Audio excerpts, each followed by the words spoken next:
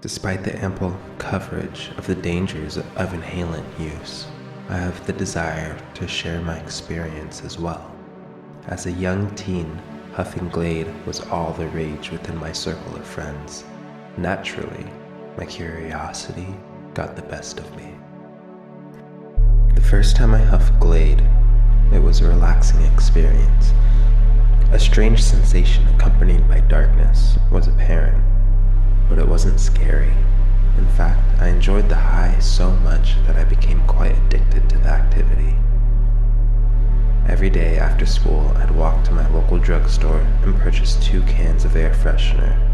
At this time, not many people in my city knew about huffing, and certainly didn't suspect a 13-year-old buying Glade to be an addict, so there were no questions asked. After several days of huffing and experiencing the sound and darkness, a very different feeling came over me. In the midst of my intoxication, my bedroom wall turned, like that of a revolving door, revealing 2 other kids from the other side. They invited me to a birthday party, and, obviously forgetting I was high, I accepted. I followed them through the wall and arrived at the party room, I guess. As I sat in a chair, some guy serving Taco Bell lifted my chair over his head. "Hey, stop, put me down," I pled, but he ignored. I stood up and fell to the ground, knocking me out of my trip. At that point, I realized the chair was actually my bed, and there was no party. Duh. You'd think this would be enough to get me to stop, but because there was really nothing terrifying about the experience, it intrigued me. The Glade sales in my area soared. In the following days or weeks, I had 2 deranged trips that did stop my usage. 1. As I huffed in my bed, head on my pillow, I hallucinated it to be a grill, burning my face terribly. I stood up, screaming, only to realize I was surrounded by the grill. It burned me all over until my mom rescued me from the fantasy. 2. Again, in my bed, I was huffing through the towel, through my nose, and had the brilliant idea that if I don't stop and just breathe through my mouth, I'd get higher. Well, I did. Looking down at my rising and falling chest cast me into an illusion that my chest was torn open, pulsating, pouring blood and organs all over my blankets. I freaked out and jumped from my bed. As the blankets came off of me, the tear in my chest got bigger and bigger, traveling all the way down my torso. Scary stuff. There are actually a few other trips that I had while experimenting with Glade. However, I will spare you the tedious details as my entry is already so long. The bottom line, all of these bad trip inhalant stories are very true. Before writing this, I read all of them and felt an immediate connection to the authors. A final warning. These aforementioned occurrences took place over 10 years ago, and to this day, a wave of fear comes over me when someone sprays Glade. Seriously, please be careful. I am writing this experience to report and warn people of the dangers of inhalants, especially butane gas and similar inhalants like aerosol paint. When I was 18, I was sitting around a group of my brother's friends. They are approximately 3 to 4 years older than me, and one of them noticed a can of butane sitting on the bench. He mentioned that he used to huff it back in his younger years, and then proceeded to take a big breath of it from the can. He then handed me the can and asked me if I wanted to try some. Of course, at this time I was going through my experiment with anything and everything phase, so naturally I did. I put the can towards my mouth and stuck the needle-like nozzle to my teeth. I then bit down on it and pushed the nozzle back into the can in order to release the gas into my lungs. I took a full breath with no oxygen to go with it, and with a few seconds I was feeling very lightheaded and cheerful. It reminded me of the laughing stage of acid because everything was hilarious, even when there was nothing to laugh at. My face felt really hot, yet my feet felt cold, like I was standing in a puddle of water and I could see a haze of colors, as if it were a filter between my eyes and reality. Plus, I could hear this constant throbbing sound of my head. Of course, being at the stage of life I was at, I loved it, and even though my first hit only really got me for about 20 to 30 seconds, and the effects were fully worn off within a minute, I pretty much ignored this guy's warning. Be careful with that shit, he said. You know, and I know, you'll go psycho on that shit. Of course, I thought he meant that I would simply go too far and be high on it all the time. I never actually thought I would go psycho on this substance. I stayed away from it for a couple days, but after a long day I said, fuck it, and started to hit the can.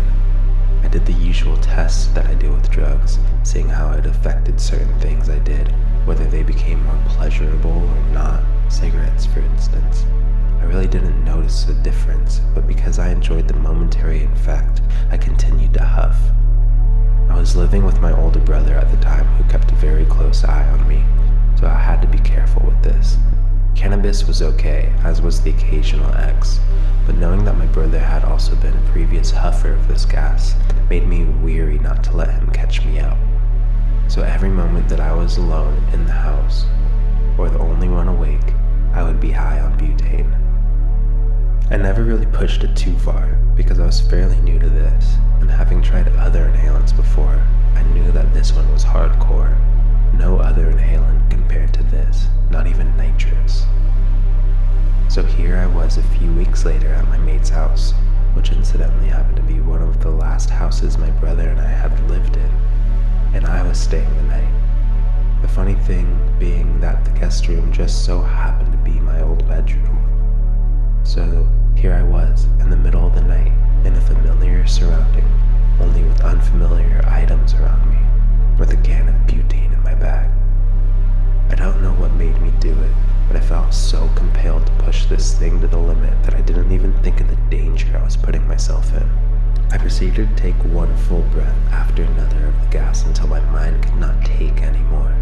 I didn't even realize I was holding the can anymore, or what I had just done, a pattern of circles within two circles that rotated around each other, glowing red and green. I was completely lost in a trance. A voice in my head told me that I had to choose between one of the two circles in order to escape the mindset I was in. I was laying on my back at the time, and whichever way I rolled onto my side was the circle I had chosen. I rolled over without even realizing it, because by this stage I thought I was in a house I used to live in 2 years previous, surrounded by friends that I used to live with. So once I rolled over, I had chosen my path within the pattern, as it's commonly referred to by butane huffers. It continued to circle around itself, although once I had chosen, it zoomed into one of the circles, only to produce two more spinning circles within it. This is when the throbbing sound intensified, became louder, and doubled in speed, keeping in mind that the physical and mental effects are with you every time you huff. This is where I freaked out. I could hear voices laughing in my head saying, "You're trapped now, there's no way out." Without thinking, I leaped up off the bed and made an almighty racket on the wooden floors, running toward the bedroom door, saying, "Fuck, I need help, I need to go to the hospital."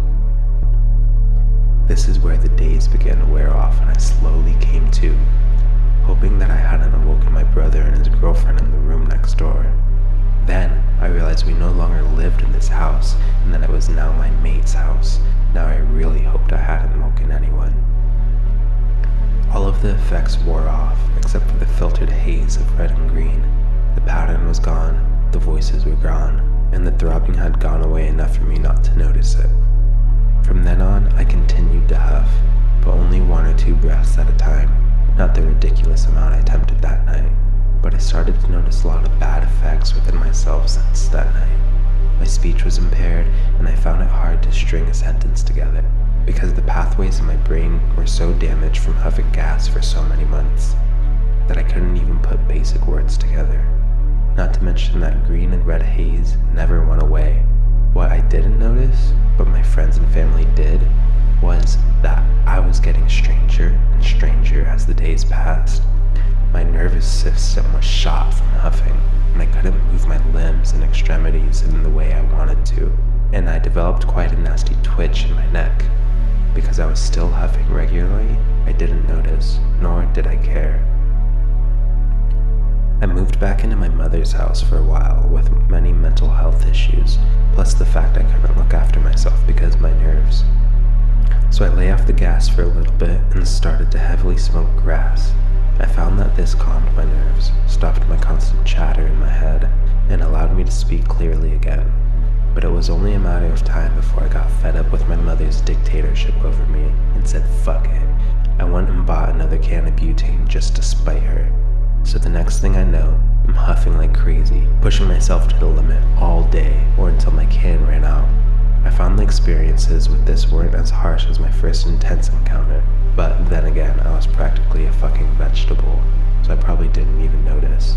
So I found myself wound up in a mental health ward at my local hospital, popping all sorts of antipsychotics and mood stabilizers just to keep functioning. Since my incarceration, I have woken up to myself from hearing other people's accounts of what I used to be like and seeing other aerosol huffers come into the unit. I'm not fully back to normal. I still have to take my medication 2 to 3 years on, and will probably have to for a very long time. But one thing that I have noticed is that every now and then I get butane flashbacks. Not so much the physical effects or the noise, but the psychotic mind frame that I once lived in comes back and grabs me every now and then. And the worst thing is, because of what I did to myself on butane, I can no longer enjoy other substances such as LSD or cannabis, and I have to be very wary of alcohol because of my moods. My advice to anyone is stay away from volatile substances such as aerosols and other inhalants. It's seriously not worth it. Because of the extreme yet short-lasting effects, it's very easy to get trapped inside. This may be one man's reflection of a time he regrets, but for everyone that tells it, there are 1,000 zombies out there. I know and see many of them around. Please be careful.